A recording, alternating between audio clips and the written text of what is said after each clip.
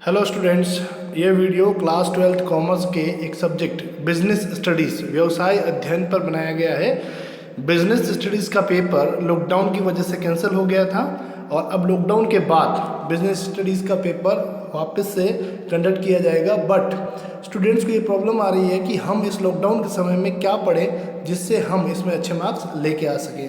अब दोस्तों, आपको पूरी बुक पढ़ने की ज़रूरत नहीं है। इस वीडियो में जितने भी क्वेश्चंस आपको बताए गए हैं, केवल आप उन क्वेश्चंस को तैयार करके भी अच्छे मार्क्स लेके आ सकते हैं। बहुत ही ज़्यादा इंपॉर्टेंट क्वेश्चंस को हम लेके आए हैं इस वीडियो में, तो इस वीडियो को अच्छे से देखिए ताकि एक एक क्वेश्चन को आप समझ पाएँ और हो सके तो इसको राइट डाउन कर लीजिए। स्टार्ट करते हैं। फर्स्ट क्वेश्चन है, what is the management according to the Taylor and Mary Parker Follett. Mary Parker Follett और टेलर FW टेलर के अकॉर्डिंग प्रबंध क्या था, मैनेजमेंट क्या था, उनके अकॉर्डिंग, दोनों के अकॉर्डिंग डेफिनेशंस क्या थी, तो दोनों की डेफिनेशंस आपको याद करनी होगी। क्वेश्चन नंबर सेकंड है, भारत के बदलते परिवेश में मैनेजमेंट का महत्व बढ़ता जा रहा है, कैसे? आर्थिक विकास और नव प्रवर्तन के आधार पर स्पष्ट कीजिए। The importance of management in India increasing in the changing environment, make it clear on the basis of economical development and innovation. आपको अभी का जो फिनोमेना चेंज हो रहा है इंडिया में, इकोनॉमिकली देखा जाए कि मैनेजमेंट का जो रोल है दिन ब दिन बढ़ता जा रहा है और उसका जो इम्पोर्टेंस है वो भी बढ़ती जा रही है। तो आज के कॉन्टेक्स्ट में आपको देख के बताना है कि इकोनॉमिकल डेवलपमेंट के पॉइंट ऑफ व्यू से और इनोवेशन के पॉइंट ऑफ व्यू से, यानी नव प्रवर्तन के आधार पर और आर्थिक विकास दोनों के आधार पर आपको ये बताना है। दोनों के आधार पर, एक तो इकोनॉमिकल डेवलपमेंट और इनोवेशन, यानी कि आर्थिक विकास और नव प्रवर्तन के आधार पर आपको ये बताना है कि उसका इम्पोर्टेंस क्या है, मैनेजमेंट का इम्पोर्टेंस आज के कॉन्टेक्स्ट में इंडिया के अगर देखा जाए इंडियन इकोनॉमी के अकॉर्डिंग।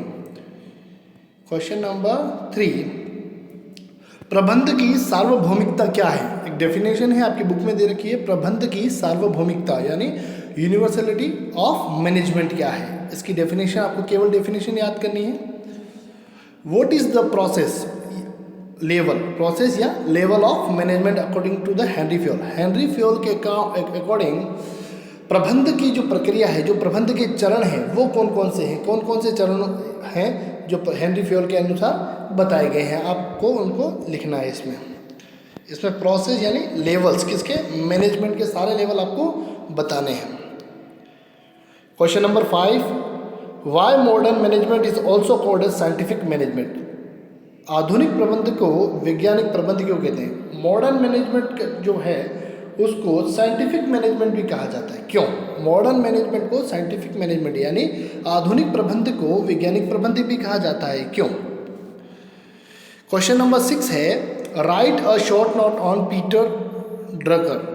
पीटर ड्रकर के बारे में संक्षिप्त टिप्पणी लिखिए। पीटर ड्रकर के बारे में आपको एक शॉर्ट नोट लिखना है, उनकी लाइफ के बारे में, उन्होंने कौन कौन सी बुक राइट डाउन की थी, उनका क्या क्या कंट्रीब्यूशन रहा मैनेजमेंट के पार्ट में, आपको ये इसमें बताना है। क्वेश्चन नंबर 7 है, अपवाद द्वारा प्रबंध क्या है? अपवाद द्वारा प्रबंध क्या है? What do you mean by management by the exception. आपको बताना है कि मैनेजमेंट बाय एक्सेप्शन क्या है, MBE क्या है, MBE क्या है। गुलिक के अनुसार व्यूह रचना क्या? गुलिक और का आपने नाम सुना होगा, और एक थिंकर हैं, उनके अकॉर्डिंग व्यूह रचना क्या है और इसका प्रबंधकीय महत्व क्या है? According to the Gulick, what is the strategic management and what its managerial importance. इसका मैनेजरियल इंपॉर्टेंस क्या है और स्ट्रेटेजिक मैनेजमेंट क्या है, ये आपको इसमें बताना है। क्वेश्चन नंबर 9 है, अभिप्रेरण क्या है? इसकी आवश्यकता एवं महत्व लिखिए। What is the motivation, right it's needs and importance. इसकी नीड्स भी लिखनी है और इसकी इंपॉर्टेंस भी लिखनी है, यानी इसकी आवश्यकता और महत्व दोनों ही लिखने हैं। दोस्तों, इस वीडियो में जितने क्वेश्चंस दिए गए हैं वो काफ़ी इंपॉर्टेंट है एग्ज़ाम के पॉइंट ऑफ व्यू से। जो एग्ज़ाम कंडक्ट होगा लॉकडाउन के बाद उसके पॉइंट ऑफ व्यू से काफ़ी इंपॉर्टेंट है, इसलिए आप इन सब क्वेश्चंस को अच्छे से लर्न कीजिए।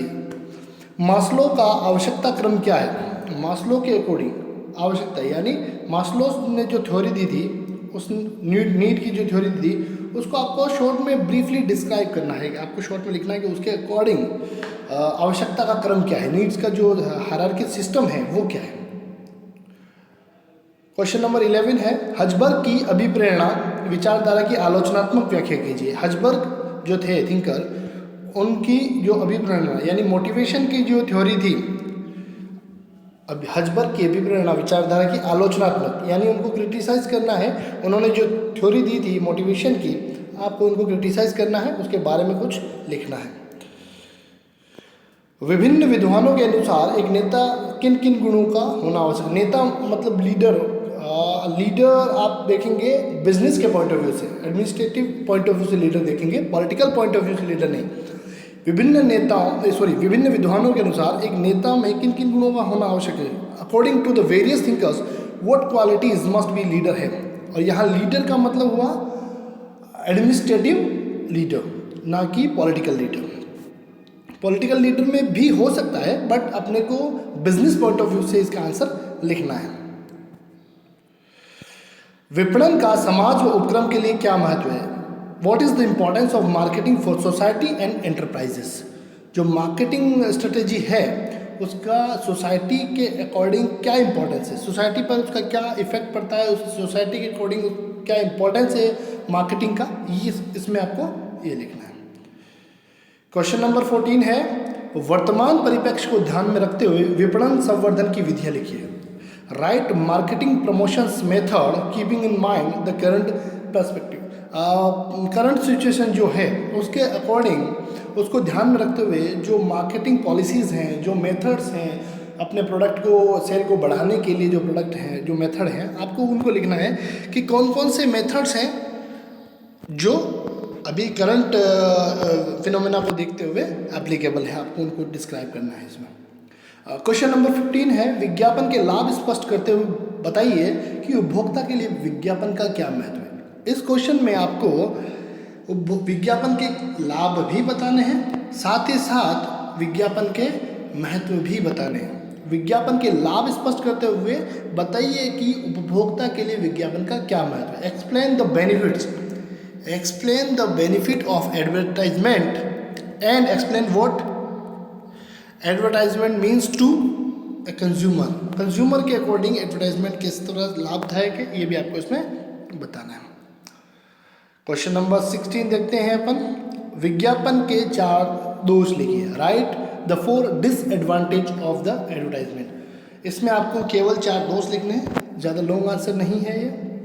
जो एडवर्टाइजमेंट है उसका क्या क्या नेगेटिव इफेक्ट पड़ रहा है, सोसाइटी पर देख लो, बिजनेस पर देख लो, कंपटीशन के एरिया में देख लो, इकोनॉमी पर देख लो, किसी भी तरह से आप इसका डिस्क्रिप्शन दे सकते हैं। केवल आपको 4 इसमें डिसएडवांटेज इसमें लिखने हैं आपको। क्वेश्चन नंबर 17 पे अपन आते हैं। क्वेश्चन नंबर 17 है, अनुबंध अधिनियम 1872 पर एक संक्षिप्त लेख लिखिए। Right a short note on contract act. Contract act जो है उसके बारे में आपको ब्रीफली डिस्क्राइब करना है कि कॉन्ट्रैक्ट एक्ट क्या है, कब बना, उसका बैकग्राउंड क्या है और उसका इफेक्ट क्या क्या है, उसके अंदर किन किन कंटेंट्स को शामिल किया गया है, कौन कौन से आर्टिकल्स उसमें हैं, सारा इसमें आपको लिखना है। यानी शॉर्ट नोट लिखना है आपको अनुबंध अधिनियम यानी कॉन्ट्रैक्ट एक्ट 1772 पे। क्वेश्चन नंबर 18 दे रखा है, एक वैध अनुबंध के किन्हीं 5 आवश्यक लक्षणों को लिखिए। एक वैध अनुबंध के किन्हीं 5 आवश्यक लक्षणों को लिखना है। केवल 5 जो हैं, 5 जो लक्षण हैं वो लिखने हैं। 5 essential characteristics of legal contract. Legal contract के 5 कैरेक्टरिस्टिक्स आपको इसमें लिखने हैं। एक लीगल कॉन्ट्रैक्ट कैसा होता है। क्वेश्चन नंबर 19 हम देखेंगे, अनुबंधों की समाप्ति संबंधी वैधानिक प्रावधान क्या है। अनुबंधों की समाप्ति संबंधी वैधानिक प्रावधान क्या है। What is the legal provision related with the end of contract. एक कॉन्ट्रैक्ट को जो एंड करना होता है, एक अनुबंध को जब समाप्त करना होता है, उसके लिए क्या लीगल प्रावधान है, क्या लीगल प्रोसेस दे रखा है, उसको उसमें आपको लिखना है। क्वेश्चन नंबर 20, प्रतिफल संबंधी क्या क्या प्रावधान है। कोई 6 प्रावधान लिखिए। What are the main provision related with the constitution with the any 6, write any 6 प्रावधान, 6 आपको प्रोविजंस लिखने हैं इसमें कि कॉन्स्टिट्यूशन जो है, प्रतिफल जो है, उसके बारे में क्या क्या प्रावधान आपको दे रखे हैं।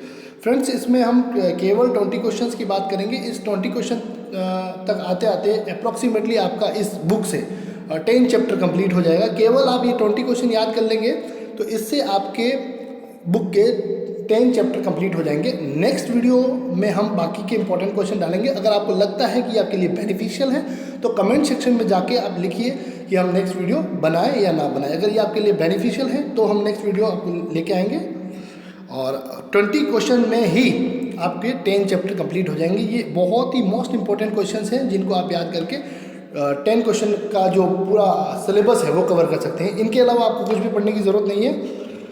Thank you guys.